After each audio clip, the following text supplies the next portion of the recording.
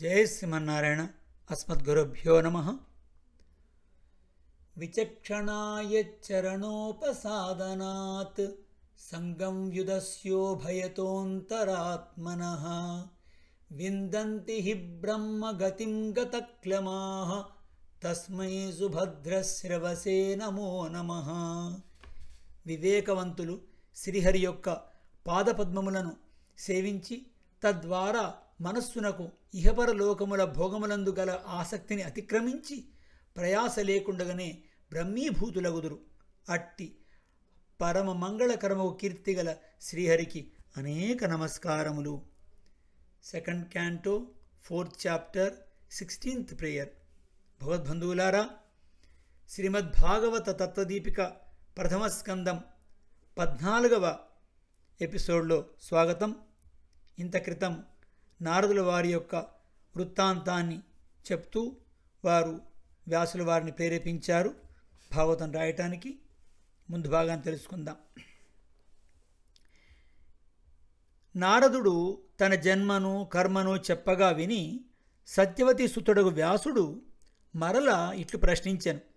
భగవాన్, మీకు జ్ఞానం ఉపదేశించిన ఆ సన్యాసులు వెడలిన తర్వాత చిన్న వయసునందున్న మీరు ఏమి చేసిరి? తర్వాత కాలమంతయు ఎట్లు గడిపిరి? ఆయుఃపరిమితి గడిచిన తర్వాత ఎట్లు ఈ శరీరమును వీడిరి? వెనుకటి కల్పములో జరిగిన కథ కదా మీరిప్పుడు చెప్పినది. ఇంతకాలము గడిచిన తర్వాత సహజముగా కాలము వెనుకటి సంస్కారములను మరుగుపరచును కదా. మీకు పూర్వజన్మ వృత్తాంతం ఎట్లు జ్ఞాపకం ఉండెను అని ప్రశ్నించారు వ్యాసులవారు. వ్యాసుడిట్లు అడగగా నారదుడిట్లు చెబుతున్నాడు. నాకు జ్ఞానమును ఉపదేశించిన ఆ సన్యాసులు చాతుర్మాస్యం పూర్తి కాగానే వెడలిపోయిరి. నేను బాలుడను, మా తల్లికి నేనొక్కడనే కుమారుడను. ఆమె జ్ఞానము లేనిది, దాస్యము చేసి నన్ను పోషించేది. నాకు వేరొక గతి లేదని నన్ను ఆమె ఎంతో ప్రేమించినది. కానీ ఆమె అసమర్థురాలై ఉండేది. నియమించు వారి అధీనమున ప్రవర్తించవలసిన జీవులు కొయ్యబొమ్మ ఆడించు వాని ఇష్టం వచ్చినట్టు ఆడవలను కదా. ఆమె కొరకై నేను కూడా బ్రాహ్మణుని ఇంట్లోనే ఉండేవాడను. నాకప్పుడు 5 ఏళ్ల వయసు. నాకు దేశకాల జ్ఞానము లేదు. ఒకనాటి రాత్రి పాలు పిండుటకు ఆమె ఇంటి నుండి వెలుపలికి వచ్చినప్పుడు విధివశమున పాము కరిచి ఆమె ప్రాణం వీడెను.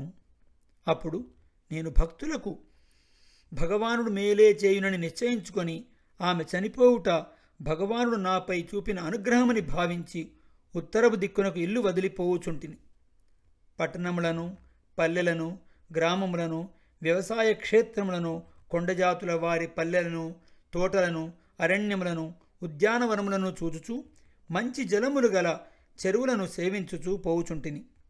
ఎవ్వరూ తోడులేక నడిచిపోవచ్చున్న నేను ఒక పెద్ద భీకరమగు వనమున ప్రవేశించి తిని. అందు క్రూరముగలు, మృగముగలు, దుష్ట సర్పములు కనపడుచుండెను. చూచడి వారికి భయమును గల్పడేదై ఉండెను. అటు చేరుసరికి నా శరీరం బడలిపోయినది. ఇంద్రియములు అలిసిపోయినవి. దాహము, ఆకలి వేయుచున్నది. ఒక్క నది యొక్క మడుగు అచ్చట కనబడెను. దాని యందు స్నానం చేసి ఆచమనం చేసి నీరు తాగి శమను పోగొట్టుకొంటిని. అక్కడ ఎవ్వరూ మనుష్యులు లేరు. ఒక రావి చెట్టు మొదట కూర్చొంటిని. నా హృదయ కమలమున పరమాత్మ ఉన్నాడని ఎరింగి వానినే మనసారా ధ్యానించితిని. అభ్యాసముచే మనసు క్రమముగా నాకు వశపడెను. స్వామి పాదపద్మములను ధ్యానించుచు చూడవలనని కోరికతో దర్శనముకై తప్పించి ఏడ్చుచుంటిని. కొంతసేపటికి నా హృదయమున శ్రీహరి దర్శనమొసంగెను. ప్రేమచే ఆ స్వామిని చూచిన ఆనందముచే ఒడలు గగురు పొడిచినది. ఆనంద ప్రవాహంలో మనిగి తిని నేను స్వామిని దర్శించున్నాను అని కూడా మరచి తిని. కాని ఇంతలో ఆ మనోహరమగు భగవద్రూపము నాకు గోచరం కాకుండా అదృశ్యమాయెను. చూడవలనడి కోరిక అధికమాయెను. దర్శించిన మూర్తినే మనసులో నిలుపుకొని స్వామిని ధ్యానించుంటిని. కాని ఆ స్వామి నాకు మరి దర్శనమొసంగలేదు. నిర్జనమగు ఆ వనమునందు ఎవరు మాట్లాడుచున్నారో తెలియకుండా గంభీరము మధురమగు కొన్ని మాటలు నా దుఃఖమును తగ్గించు విధముగా వినబడినవి. ఓ బాలక, ఈ జన్మలో నీవు నన్ను చూచుటకు తగిన యోగ్యత కలవాడవు కావు. నీటికి పట్టిన రంగు వలె నీ ఆత్మకు అంటిన పుణ్య పాప రూపము కషాయము కడగబడవలెను. కృత్రిమముగా సాధించినను నిలుకడగా నిలవదు. నీవు నన్ను ప్రేమించి ధ్యానించితివి. నా రూపం నీకు స్మరణలో సంతతము సాగవలెనని నా రూపమును ఒక్కసారి చూపితిని. దానిచే నీకు నాపై కోరిక అధికమగును. నాయందే కోరిక కలిగి నన్నే స్మరించుతున్న నీ మనసున అంటిన రాగద్వేషాలు తొలగిపోవును. నీవు చేసిన సత్పురుష సేవనము కొద్ది కాలమైనను నీకు నాయందు దృఢమైన ప్రేమ ఏర్పడినది. నీవు ఈ లోకమును వీడి నాకు దాసుడుగా ఉండదవు. నాయందు కలిగిన ప్రీతి ఎన్నడూనూ ఆత్మను చెడనీయదు. ఈ కల్పము పూర్తి అయి ప్రళయం ఏర్పడి మరల నీవు సృజించబడినప్పుడు కూడా నీకు వెనకటి జన్మలోని కథ మరుపు రాదు అని పలికి ఆ అశరీర వాక్కు ఆగిపోయాను. ఇట్లు మాట్లాడి ఆ భగవద్వాణి ఆగిపోగానే ఆ మహాభూతమునకు నేను శిరస్సు వంచి నమస్కరించి తిని కల్పం పూర్తయి ఈ శరీరం వీరుటకై ఎదురు చూచుంటిని. మదమాత్సరం లేనివాడనై సంతుష్టిగల మనస్సుతో దేనియందునూ కోరిక లేక బిడియపడకుండా భగవన్నామమును కీర్తించుచు స్మరించుచు భూమి అంతటా పర్యటించుచు జీవిత సమాప్తికై ఎదురు చూచుంటిని. ఇట్లు సాగుచుండగా మృత్యు సమయం మెరుపువలె ఆసన్నమైనది. నా శరీరం వీడిపోయినది.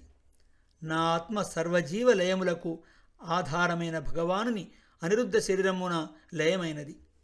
ప్రారబ్ధ కర్మ పూర్తిగుటచే పాంచభౌతిక శరీరము పతనముందినది. కల్పాంతరమున ఈ జగత్తునంతయు లయమనరించి ప్రళయ సముద్రములో భగవానుడు అనిరుద్ధ రూపమున శయనించి ఉండెను. వాని నాభి నుండి వెలువడిన పద్మమునందు చతుర్ముఖుడుండెను. అతని ప్రాణములో నేను ప్రవేశించి తిని. సహస్ర యుగములు గడిచినవి. అప్పుడు మరల సృష్టి చేయవలని చతుర్ముఖుడు సంకల్పించాను. అతని ప్రాణముల నుండి మరీచి మొదలగు ఋషులు వశిష్ఠాదులు నేను పుట్టి తిని. భగవద్ అనుగ్రహముచే అడ్డులేక లోకములలో అంతటను సంచరించగల శక్తి నాకు లభించినది. అస్ఖలితమైన బ్రహ్మచర్యముతో లోకములలో సంచరించుంటిని. శబ్దస్వరూపమగు బ్రహ్మచే అలంకరింపబడిన ఈ వీణను భగవాను నాకు ఒసంగినాడు. దానిని వాయించుకొనుచు హరికథలనే గానము చేయుచు నేనిట్లు తిరుగుచున్నాను. ఆ భగవంతుని లీలను ప్రీతితో గానము చేయుచున్న నా మనసులోనికి పిలిచినట్లు భగవానుడు వచ్చి దర్శనమొసంగినాడు. విషయమును అనుభవించవలనని కోరికతో శ్రమించడి జీవులకు ఈ సంసార సముద్రం అంటకుండా పోవుటకు భగవల్లీలా వర్ణనమే సాధనము. కామము చేత లోభము చేత నశించుచున్న ఆత్మ ముకుంద సేవనముచే శాంతి నొందినట్లు యోగ మార్గములచే కూడా శాంతి నొందదు. నీ మనస్సున కలిగిన అశాంతి తొలుగుటకు మార్గమును ఉపదేశించుటకు నా జన్మమును నా వృత్తాంతమును నీకు వివరించి తిని. ఇట్లు నారద భగవానుడు వ్యాసునితో మాట్లాడి మానసికమైన అశాంతి తొలుగుటకు భగవద్గుణ వర్ణనము చేయమని చెప్పి వీణను వాయించుకొనుచు స్వేచ్ఛగా వెడలిపోయాను. సూతుడు దేవర్షిని తలంచుకొని, నారద మహర్షి ఎంత ధన్యుడు! భగవానుని కీర్తిని గానము చేయుచు ఆ వీణాధ్వనిచే హర్షపరవశుడై వడలు ఎరుంగనివాడై ఆధ్యాత్మికాది దుఃఖములతో బాధపడుచున్న జగత్తును ఆనందింపజేయుచున్నాడని మనసున ఆనందించెను. నారదుడు ఈ విధంగా చెప్పి వెడిలిపోయిన తర్వాత బాదరాయణుడు అగు వ్యాసుడు సరస్వతీదేవి యొక్క పశ్చిమ నదీ తీరం యొక్క పశ్చిమ తీరమునందు సంయాప్రాసము అనడి పేరు గల తన ఆశ్రమమునందు నిశ్చలముగా కూర్చొని ఆచమనము చేసి మనస్సును ఇతర విషయముల నుండి మరలించి ఆత్మావలోకనము చేయుచుండెను. ఆ ఆశ్రమమున రేగు వృక్షములు అధికముగా ఉండెను. అందుచే అతనికి బాదరాయణుడు అని పేరు కలిగెను. భక్తియోగముచే నిర్మలమైన మనస్సునందు పరపురుషుని దర్శించెను. ఆ పరమపురుషుని అధీనమున ప్రవర్తించడి మాయను కూడా దర్శించెను. మాయ అనబడి ప్రకృతియే భగవత్పరతంత్రమై జీవునావరించును. జీవులు మాయచే మోహితులై శరీరము కంటే తాను వేరేనను శరీరమే తాను అనడి భ్రాంతి కలిగి ఉందురు. ఆ శరీరము కల్పించిన అనర్థమును అనుభవించుండ తాపత్రయమునని అనర్థము తొలగుటకు భక్తియోగమే సాధనమని వ్యాసుడు మనసులో నిర్దేశించుకొనెను. అట్లు ఎరింగినవాడై లోకమునకు వారు అనుభవించడి దుఃఖములకు భక్తియోగమే నివారించు సాధనమని ఎరింగించుటకు భాగవత సంహితను రచించుటకు సిద్ధపడెను. భాగవతం వినినచో పరమపురుషులకు శ్రీకృష్ణునియందు భక్తి కలుగును. అది ఏ పురుషులకు శోకమును, మోహమును, భయమును తొలగించును. వ్యాస మహర్షి భాగవతమును రచించి సాంసారిక ధర్మములయందు విముఖుడై తన కుమారుడు శుకునకు నేర్పించెను అని సూతుడు శౌనకునకు వివరించాను.